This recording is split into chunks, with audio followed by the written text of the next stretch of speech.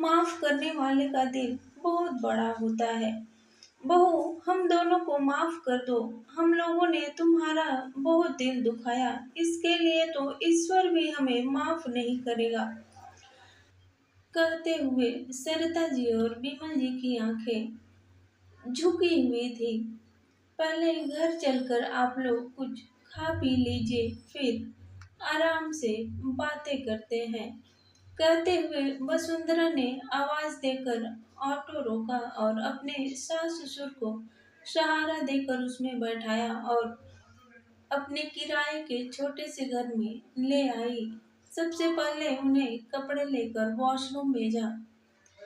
नहाकर कपड़े बदल लीजिए, तब तक मैं खाना लगा देती हूँ।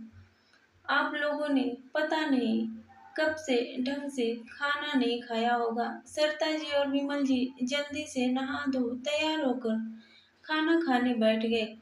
उन्हें जल्दी जल्दी खाना खाते देखकर वसुंधरा की आंखों भर आई। खाते हुए सरिता जी की निगाहें वसुंधरा की तरफ गई। वो भी फपक कर रोने लगी और बोली, बहू, अपने जिस पेट पूछने सबसे छोटा लाडले बेटे के लिए हमने तुम्हारे साथ इतना अन्याय किया, तुम्हें घर से निकाल दिया, उसके बावजूद तुम हमारी दीन हालत सुनकर भागती चली आई। छोटी लाडली बहू ने तो हमें दाने दाने के लिए तरसा दिया। कभी सोचा नहीं था कि ये दिन भी देखेंगे।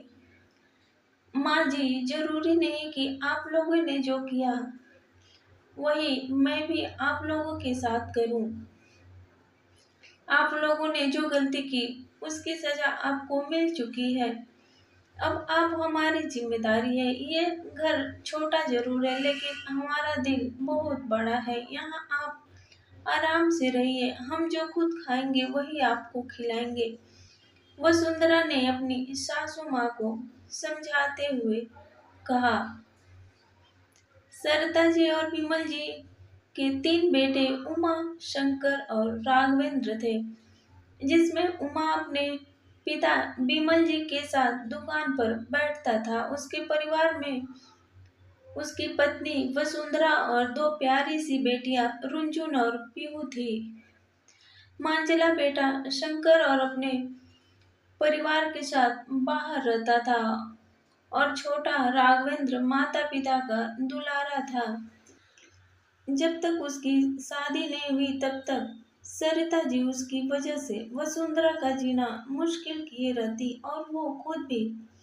उसने देखा कि ससुर जी के साथ जेठ जी दुकान पर बैठते हैं तो उसने अपने पति के कान भर के दुकान पर बैठना शुरू कर दिया। इधर उसने घर और दुकान दोनों जगह अपना खेल जारी रखा।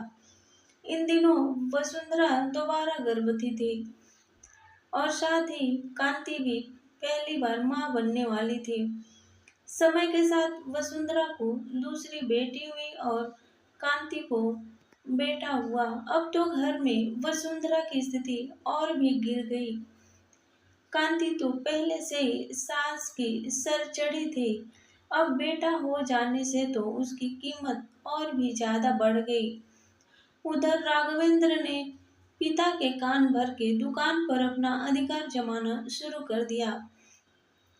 राघवेंद्र माता पिता का दुलारा था, इसलिए सब उसके ही सुनते थे। एक दिन सासू माँ सरिता जी और कांति जी ने मिलकर षड्यंत्र रचकर वसुंधरा पर चोरी का इल्जाम लगाया। शंकर सीधा साधा अपनी पत्नी के बेगुनाही का गुहार लगाता रहा, लेकिन किसी ने नहीं सुनी और उसी समय उन्हें घर और दुकान से बेदखल कर दिया। शंकर व वसुंधरा दोनों अपनी बेटियों के साथ किराए के घर में रहने लगे। शंकर ने प्राइवेट जॉब पकड़ ली और वसुंधरा घर के छोटे बच्चों को ट्यूशन पढ़ाने लगी, जिससे उनकी जिंदगी की गाड़ी सही चलने लगी। इधर अपने छोटे बेटे राघवेंद्र और उसकी पत्नी के कहने में आकर सरिता जी ने अपने बड़े बेटे बहू को घर से निकाल दिया था, लेकिन अन्याय करके वो भी खुद सुखी नहीं रह पाई। उन लोगों ने घर से निकालते ही कांति ने अपना रंग दिखाना शुरू कर दिया। उसने ससुर जी को भी दुकान से हटा दिया कि आपका शरीर थक गया है, आप घर बैठकर थोड़े दिन आराम कीजिए। वो दुकान का सामान और पैसा अपने मायके भेजती रहती।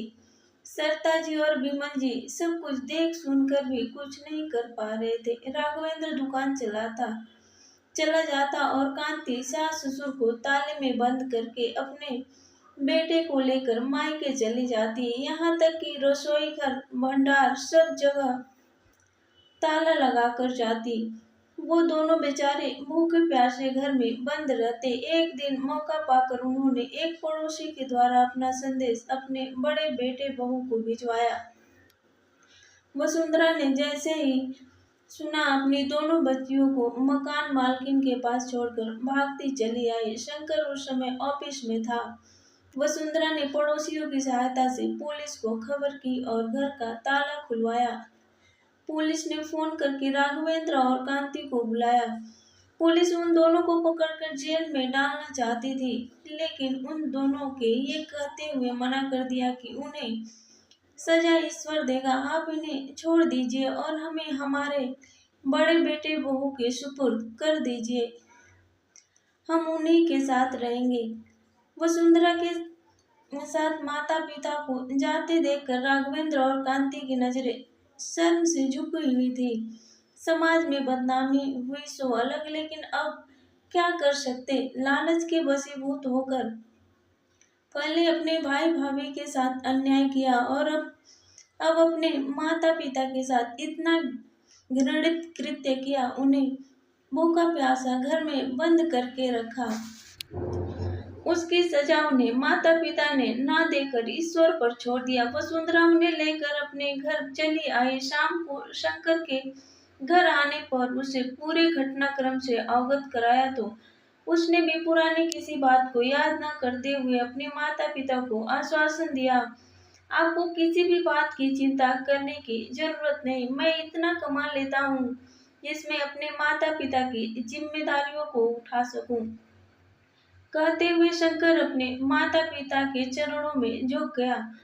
वसुंधरा के साथ दोनों बच्चियों भी अपने दादी बाबा को देखकर बेहद खुश थी। सरिता जी और विमल जी उन्हें आज अपने बेटे बहू की कीमत समझ में आई। ये वीडियो आपको कैसी लगी? अगर वीडियो पसंद आई हो तो लाइक, सब्सक्राइब एंड शेयर जरूर कीजिए ताकि आने वाले वीडियो का नोटिफिकेशन आप तक मिलते रहे।